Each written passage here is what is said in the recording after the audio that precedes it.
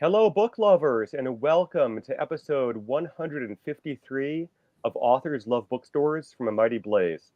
I'm your host, Joe Moldover, author of the novels Every Moment After and the forthcoming Just Until, and I am so happy to be here with you today.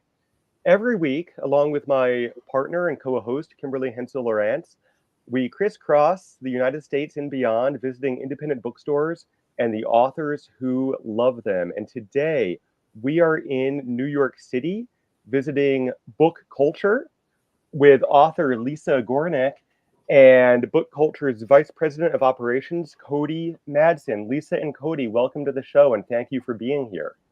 Thank you for Hi, inviting yeah. me. And Let me introduce Lisa to the audience.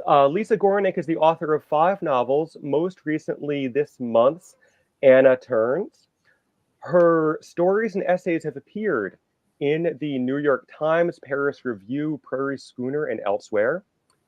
NPR calls Lisa one of the most perceptive, compassionate writers of fiction in America. And Lisa holds a doctorate in clinical psychology from Yale and is trained as a psychoanalyst.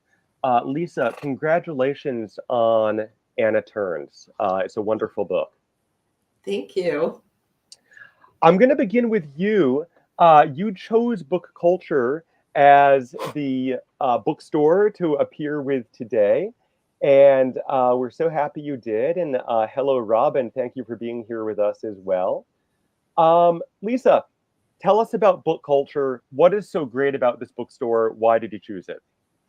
Okay, well, Book Culture is my local bookstore. I'm probably in there 3 or 4 times a week.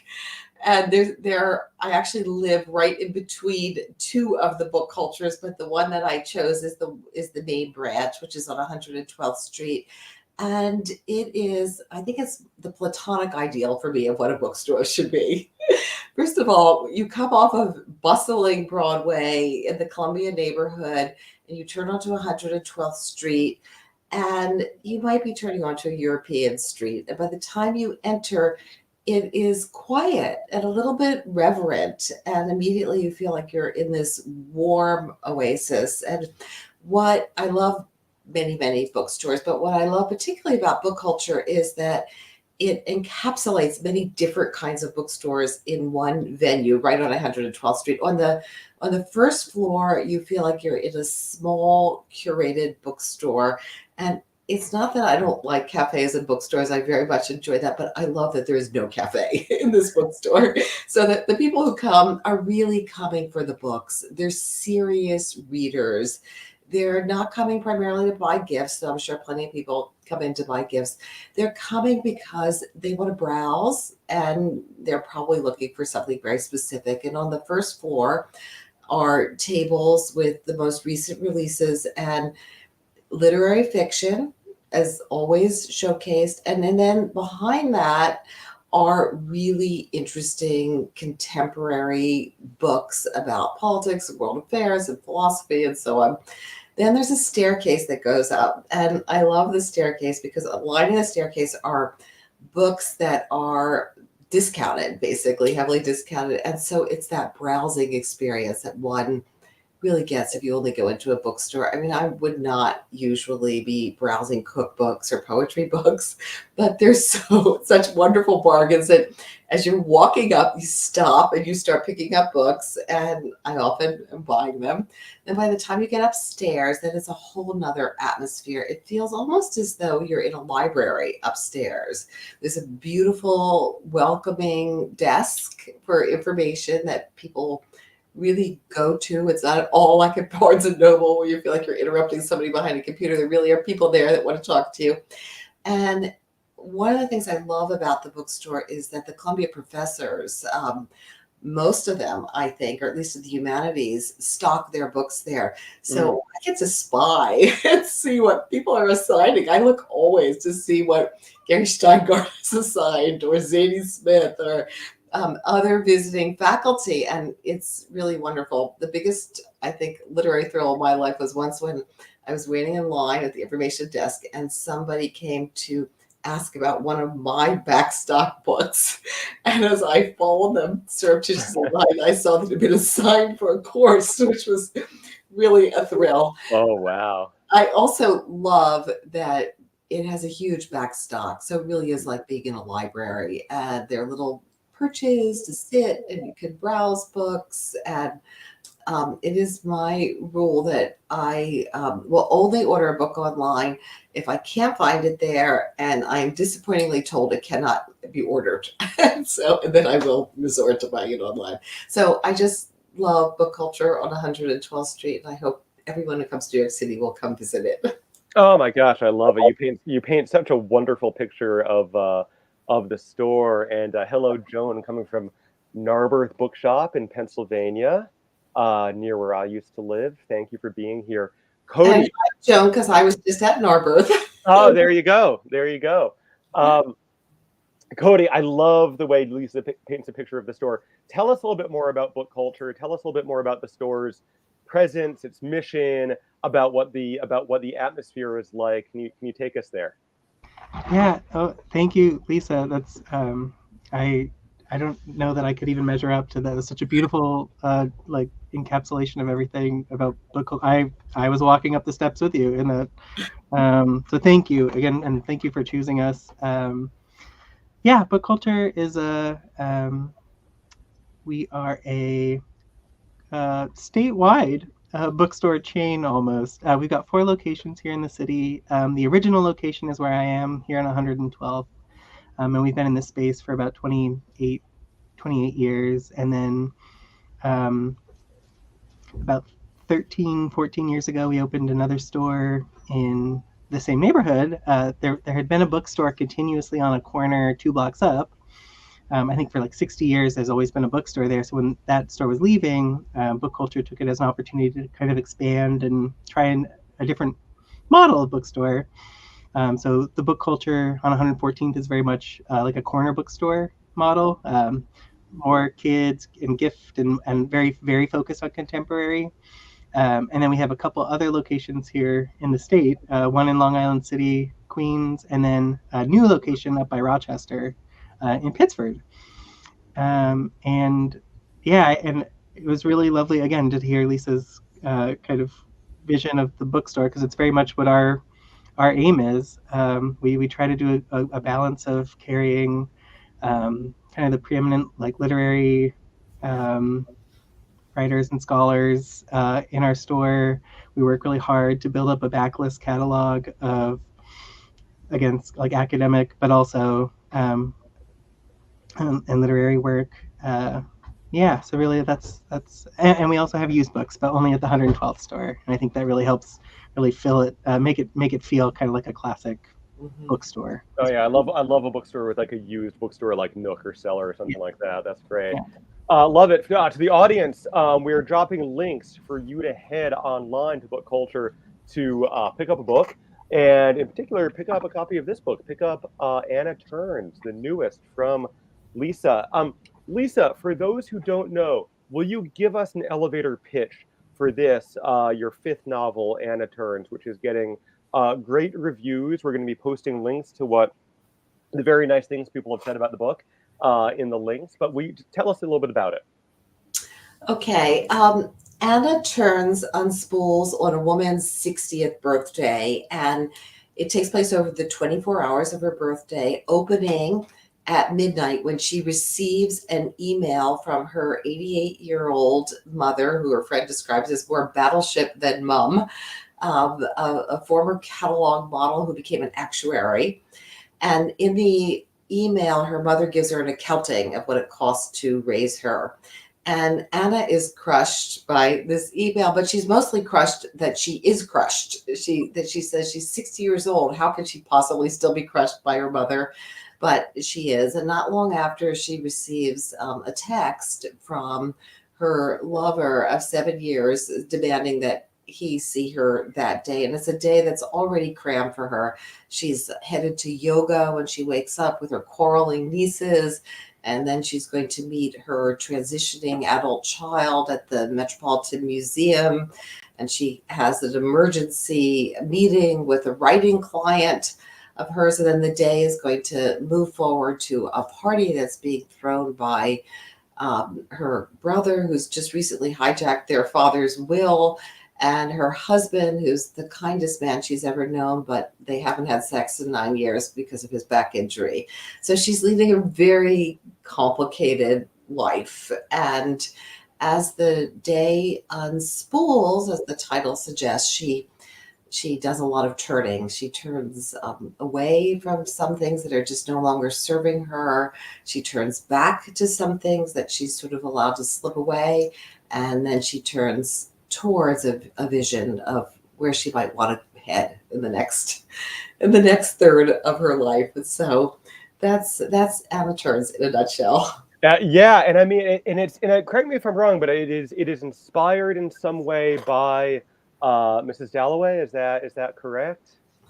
Well, I'm not sure if I would say inspired. I mean, I adore that book, and it's deeply in my bones. And like Mrs. Dalloway and other books, it takes place in a day.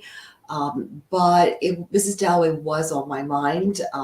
Anna is reading Mrs. Dalloway on her birthday. She's rereading it as she does on every decade birthday. And in the same way that Mrs. Dalloway, London is very much part of the fabric of the book. New York is very much part of the fabric of Anna Turns, but I would never be so bold as to say I was trying to do a new version of that. I don't think anybody really could. Cody, I love the way that Lisa describes the book. Can you give us a sense from a bookseller's point of view? How is a book like this placed? How is it sold? What is the hook for it? What is the audience for it? Where does this live in your bookstore? Right now, it's easy to say it lives right on the main feature table of new releases. And I think in many ways, book culture is a perfect place to have Anna Turns, because I think it really captures a lot of like a New Yorker's or a reading New Yorker's life. All of which is to say, the first floors of the store is very much focused on new literary fiction. And I think visually, I think what's also really nice about the book is it stands out. It kind of leaps up off the shelf. Yeah. In that many contemporary covers, as I think lots of people will observe, like kind of all tend to blend together. But there's something very striking about the way that Anna Turns kind of pops off into you. And then I think it's an easy book to hand sell because I think so many of the characters are you can so easily find people in your own life, whoever you are, that map onto 1 or 2 or 12 of the characters that are featured in the Turns. Yeah. I think, I've been listening to I listened to the audiobook of it this weekend, which, even though we don't sell audiobooks, we do have like a partnership with Libro FM that helps, so we don't sell them in the store. But what's really was so lovely to be listening and have it like kind of ever present in my mind as I'm like going through it. I'm just like, oh, that's just like my aunt. Like I can see, I could really. This is a perfect book in that it's really easy to like map into your everyday life, and as a bookseller, it makes it really easy to hand sell because you're like, oh, I can see the person in my mind who's going to want to buy this or who's going to see themselves in this and feel like a connection. I think that, the characters are so well realized and they're so well written. I mean, this initial email from Anna's mom, I know is meant to land like a ton of bricks, but I have to say that as a father of 4, I'm like kind of sympathetic to sending this email with like an accounting of what it's actually cost to like, she has this like line in the email like, nobody understands what it costs to raise kids, and I was like, I understand.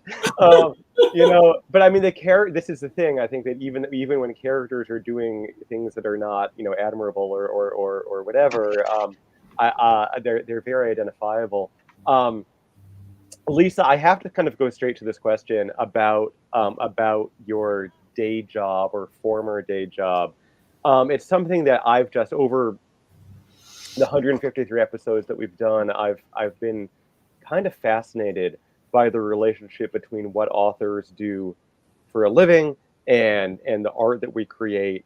Last month, we actually did a Day Jobs in Writing Lives panel, and among other writers, we had Samaya Dave, who is a psychiatrist, Mhm. and was wonderful. As I said, I believe that you're not currently a practicing psychologist, but your background is as a clinical psychologist and a psychoanalyst. And I wonder if you would just say something about that background and how it has or has not led into writing these wonderful character-driven books. Oh, well, thank you, Joe. And I know you're also a psychologist by training too. Um, I think everybody probably thinks that their day job has is important and it is a metaphor in a certain way for their writing, but I really do believe that for what was my former career. There are a couple things that I very much carried with me, and one is that the past is a kind of imprint upon which the future is built. So I have no books in which there is not backstory and allusion to dynamics of prior generations, so that even though Anna Turns takes place in one day, like Mrs. Dalloway, I do attempt to convey the sort of emotional hot points of her life, and the way that the traumas and the conflicts of her grandparents have been played out with her parents that are still alive with her. So that's one way. I think the other is that I just always start with character. That's where I start, and my characters have to be very. They have to be very real to be very fleshed out. I know that there are many wonderful writers who learn about their characters before they begin writing, and I feel like I need to know my characters very well. Isn't that I'm not writing to figure them out, but before I start what I consider the actual writing of the book, I have to know a lot about them. They always surprise me, just like the people you know always surprise you. I've told this anecdote before, perhaps you'll resonate with it too, but when patients first would come into my office, they would tell an initial story about what their problems were and what their life had been. And it was very important to hear that. And there was often a lot of information that was super useful as the sessions would unfold. But the story was always also completely overturned by the time you got to know your patient. And I think that's true too with novels. You start off with an idea about a character, and once you put them in motion and they start interacting with other characters and things unfold, they do things that I don't really like the idea of surprise you, because I don't think characters are like ghosts that are walking around and we're just observing. I mean, we are creating them, but we begin to see layers perhaps that we didn't conceptualized before, and suddenly an idea will come to mind and it's like, where did that come from? But it seems completely right for this character, that this is what they would do, what they would say. And Mm, that's fantastic. I love that. And of course, your background is as a psychoanalyst.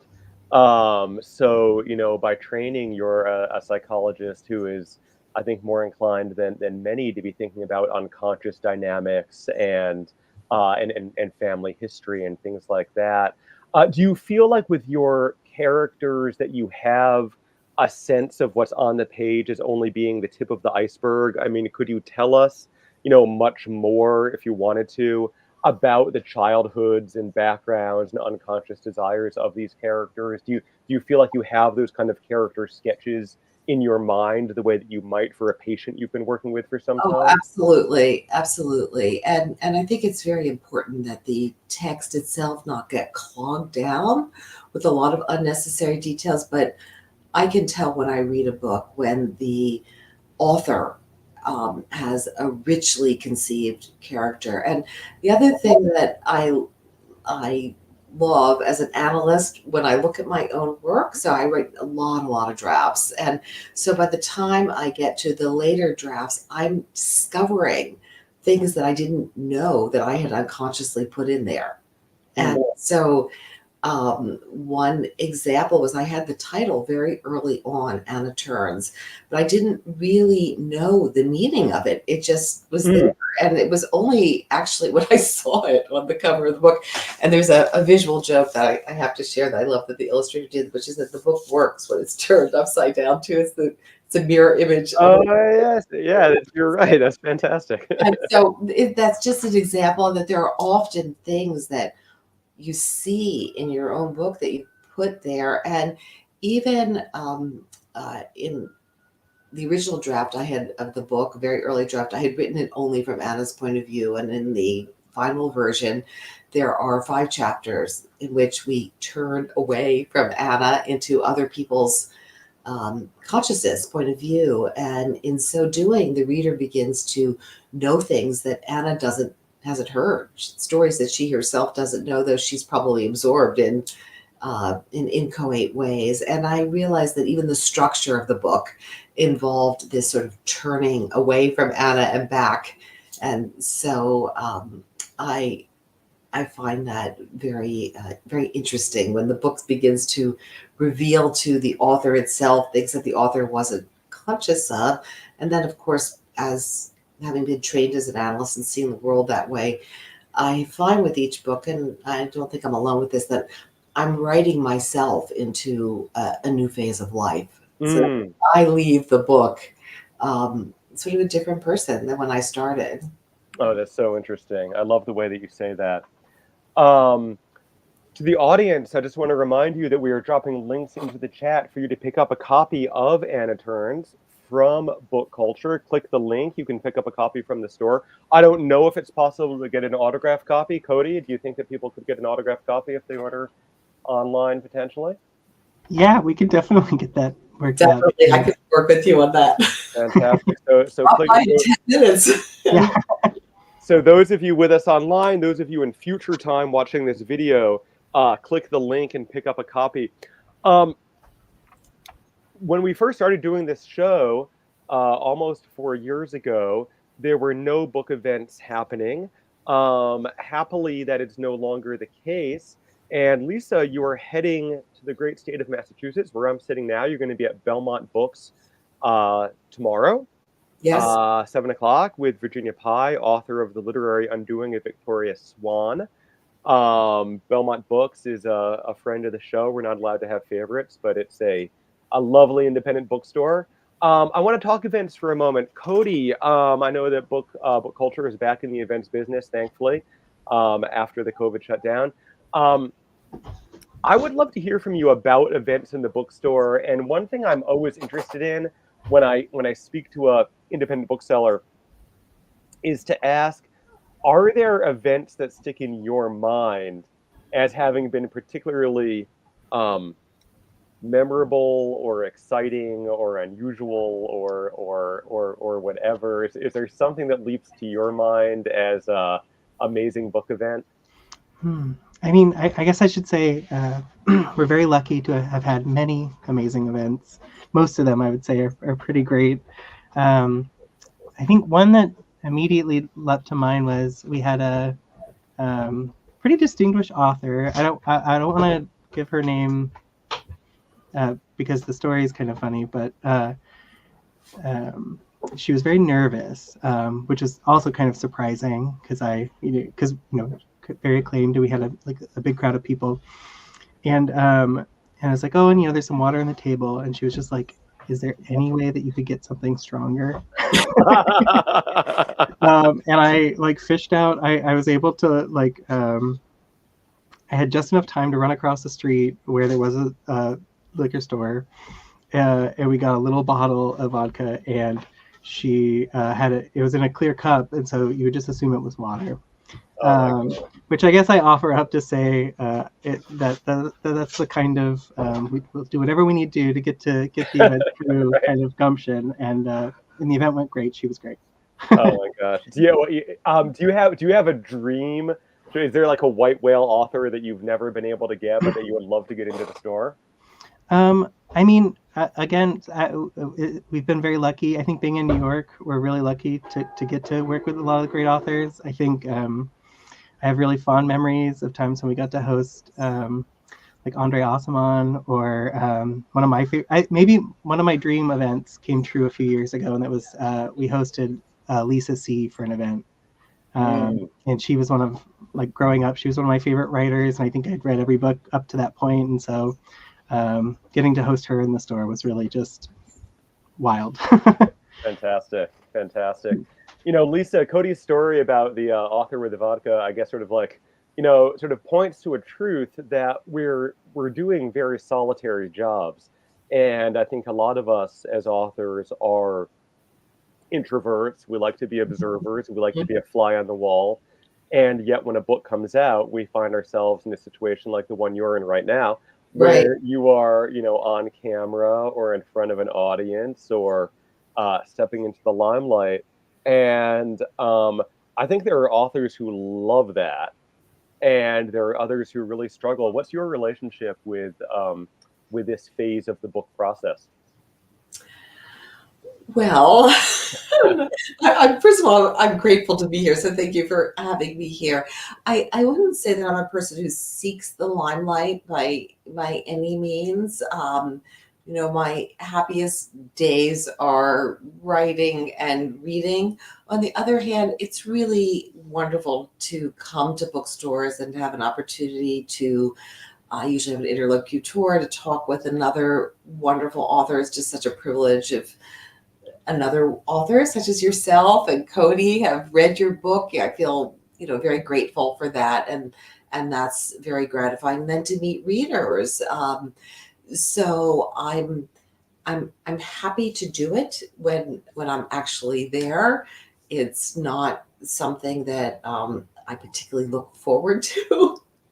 And it's tiring, but it would be a great loss if I couldn't do that. So I'm really happy. I will mention one other book event that I'm doing for people who are watching virtually is that next Tuesday, I'm going to do a virtual event with Alice McDermott that I'm really looking forward to for Book Passage. And we're going to talk about both of our novels, her Absolution, which is wonderful, and Anna Turns Together. So I am looking forward to that too. Fantastic. We'll post links in the chat.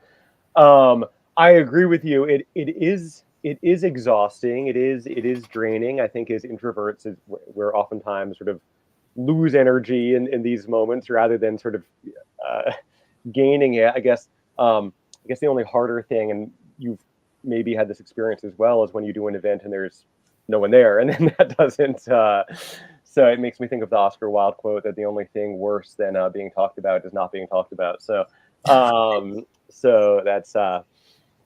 Anyway, I would also love to ask you a little bit about genre. This is something that we oftentimes like to talk about on this show. Again, sort of more from the market point of view. Lisa, we touched on this in the green room ahead of the show, but your debut novel, A Private Sorcery, which is still available, and we can link to that. Came out a bit over 20 years ago now, I think. I think it was a 2002 book. Among other accolades, was an Edgar Award Best First Novel nominee. For those who don't know, the Edgar is sort of, I guess, really the preeminent award for mystery novels. And what's the story? Did you set out to write a mystery novel? Well, I didn't even know I had written a mystery novel. The way I learned, nobody told me that it was a nominee. And I got a call from the Mysterious Bookstore. Is that still around? Yes, we've had them on the show. Yeah. Okay. So it was not a bookstore I knew about because I don't think I'd ever read a mystery in my life. And they asked me to come in to sign 250 copies. And I said, which is really a lot of books, and especially for a debut novelist. And I said, thank you, but you must have the wrong person. I'm not a mystery writer and I haven't written a mystery. And they said, well, Lisa Gornick, A Private Sorcery. And I said, yes. And I said, I'm sorry, but it's not a mystery. They said, well, if there's a crime in the first chapter, it's a mystery. And there is a crime in the first chapter of that book, or a suspected crime, correct? Right, exactly. So for that reason. And on the other hand, my second novel, Tinderbox, as well as A Private Sorcery, in a way they are mysteries. They're psychological mysteries. Right. In that we're trying to uncover why someone has done what they've done.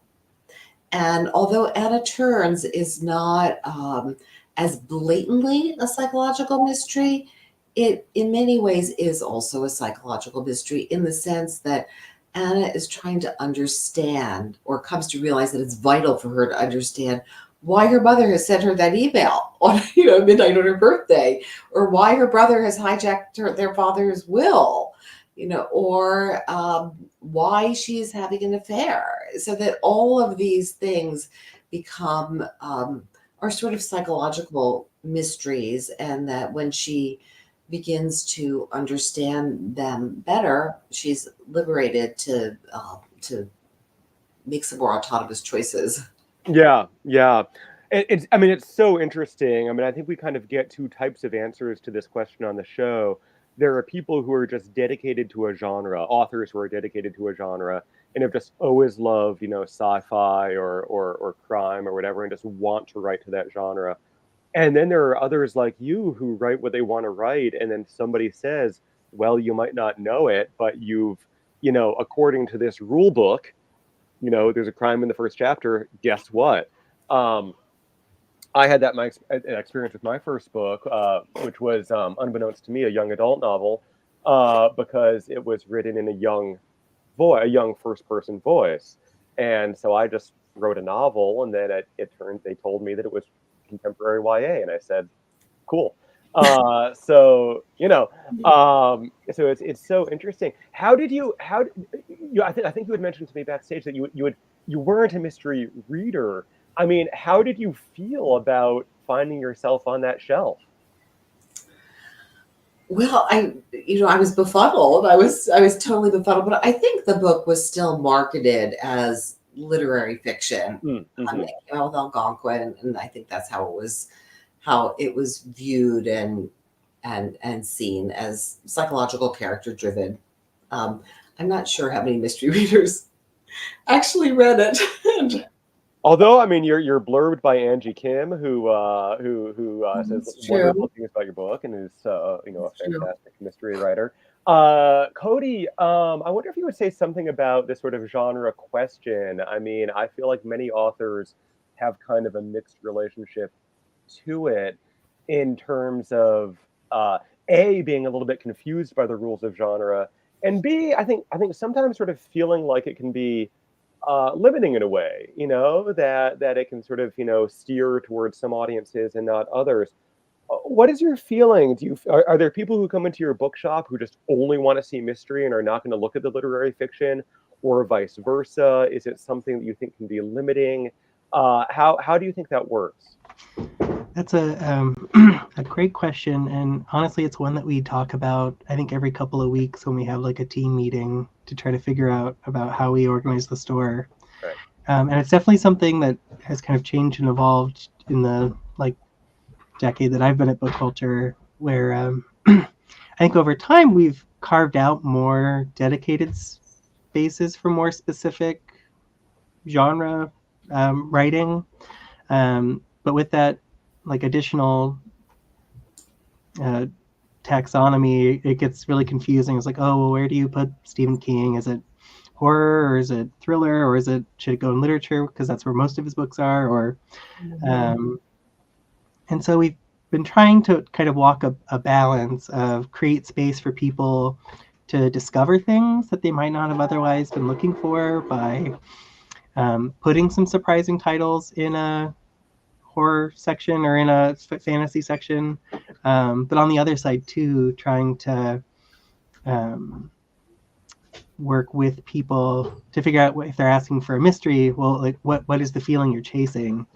I mean, Mm. I grew up like my mom reads like 5 mysteries a week, and so sometimes you're looking for compelling but also quantity reading. Like you want to be able to power through a bunch.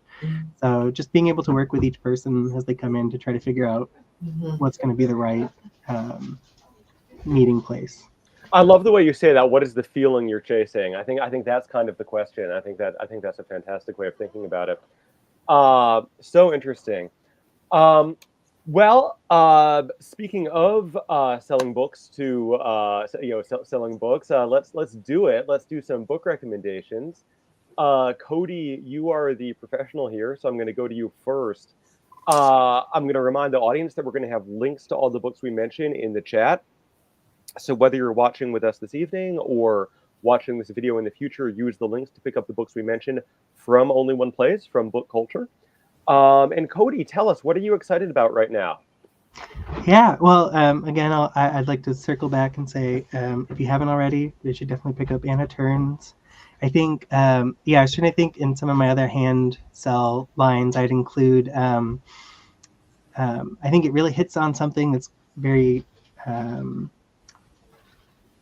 timely in that I think there are movies and other media that are picking up on similar themes. Because like as I was reading through it, I was also thinking of the Julia Louis-Dreyfus movie from the summer, the Right. You Hurt My Feelings. That's what it was. Where it's just like, oh, this is like, it's really trying to catch on like a new, not coming of age generation, but like a generation, I think, of people that deserve more attention. So, anyways, definitely Anna Turns should be on your list if it isn't already. I think I can maybe do one that is in print and one that's forthcoming. Yeah. So one I'm really excited for, selfishly, is Armando Lucas Correa's Silence in Her Eyes. It comes out in January, but mostly because Book Culture features heavily in it by name. Oh. It's a thriller, psychological thriller, and I think there are like 6 or 7 scenes and some booksellers, none that match any description of anybody who's worked at Book Culture, as far as I can tell. But Book Culture features very heavily in it as a both as a set piece and as a plot point. So that's really fun. And he's another local author, lives a couple blocks up, and great thrilling read. And then kind of in concert with I think Lance, the character from Lisa's book, I've been reading Bruce Chatwin this summer. Mm-hmm. Another kind of travel blog writer type person. So Songlines by Bruce Chatwin was one of my summer reads, or books I started this summer. And I just love it. It's been so fun, and kind of, I think, probably for readers of like Bill Bryson or Anthony Bourdain. Songlines by Bruce Chatwin. Fantastic. It's a great marketing strategy for a writer to sort of place a book in a bookstore and to kind of get that support. That's brilliant. Bold choice. Yeah, fantastic. Okay, those links are in the chat. Lisa, what are you excited about these days? Well, I mentioned before Absolution by Alice McDermott, which I think is phenomenal and is set largely in 1963 in Vietnam. 2 of my favorite books in the last several years are Homeland Elegies by Aya Akhtar, and also Improvement by Joan Silber. I loved both of those books. Let's see, an older book that I recently read for the first time is Old Filth by Jane Gardam. If you're not familiar with that book, it's a very interesting book. Old Filth stands for Failed in London, Tried in Hong Kong, and it's told from the point of view of an 80-year-old judge who's grown up in Malaysia. It's quite interesting. I like to read fiction, but I did listen to the audio on this because I was befuddled trying to read it, and it's Milkman by Anna Burns. It's an extraordinary experience on audio. I read some books for Anna Turns because there is a transitioning adult in it, and so I read some memoirs by trans women, and one of them that I really highly recommend is Fairest by Meredith Telezan, a trans woman who grew up albino and in the Philippines, and then came to the States, so is dealing with a lot of transitions in her life. I love the memoir Inheritance by Danny Shapiro. I think that's fantastic. And the recent biography of Malcolm X also I thought was great. And another biography that I liked a lot was called Madam which is, let me see, Debbie Applegate, and it's a biography of a woman who ran a brothel at the turn of the century. So it's really a story not only about this particular woman, but also about New York at that time, which is fascinating. So those are some of my takes. So I definitely love listening to nonfiction and reading fiction and trying to dip into the past a bit to discover things that I haven't read before, like old film. Wonderful. I love that. Yeah, that's a great tip about Milkman. I think that I couldn't make it through that book when I tried it, and so maybe the audio is the way to go. Amazing. Yeah. Okay. All right. I'll give it a shot. Fantastic. Cody, by tradition, we go to the bookseller with the last question of our conversation. And so I'm going to come to you now. Success as an independent bookseller is part luck, part hard work, and part what else? Yeah, I think probably the other big part of what makes a successful bookstore is grace. I think is being able to practice. One of the beautiful and sometimes hard things about being a retail space, in addition to being a temple to book, is that you never really know where somebody is when they come into the store, and what kind of what they're hoping to get out of their opportunity to be in the store and experience. So sometimes people are looking to books because they're trying to work through grief, or they're trying to trying to work through a difficult something in their life. Sometimes they're looking for an escape. So both, and then also maybe asking a little bit of grace on the customer's side too, is because we're not going to be as maybe agile as some of the big online that shall not be named monoliths.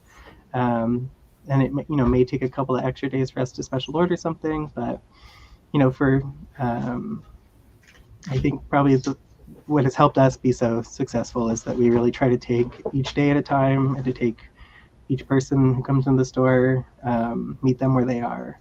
So yeah, grace would be my answer. It's a beautiful answer, and I love that turn of phrase you had, a temple to book. I think you have some lovely ways of characterizing your work. You should write some of this down. It's lovely. It's a wonderful answer. So thank you so much. It's such a pleasure to speak with both of you, and I so appreciate you both being here with us today. To the audience, one more time, we are with Lisa Gornick, author of the recently released Anna Turns, and Cody Madsen from Book Culture in New York City. And please use the link, pick up a copy. We will be back next week, same time, same place. We'll be with the author Frida Love Smith, and with Bookends and Beginnings. We certainly hope that all of you can join us and continue to support independent booksellers. Lisa, Cody, thank you both so much. I've loved speaking with you. Lisa, congratulations on the book and best of luck with Anna Turns. And Cody, I hope to drop into Book Culture the next time I'm in New York. Thank you, Joe, for having us. Absolutely. To the audience, please join us again next week. Thank you for being here today. And until we meet again, be well and keep reading.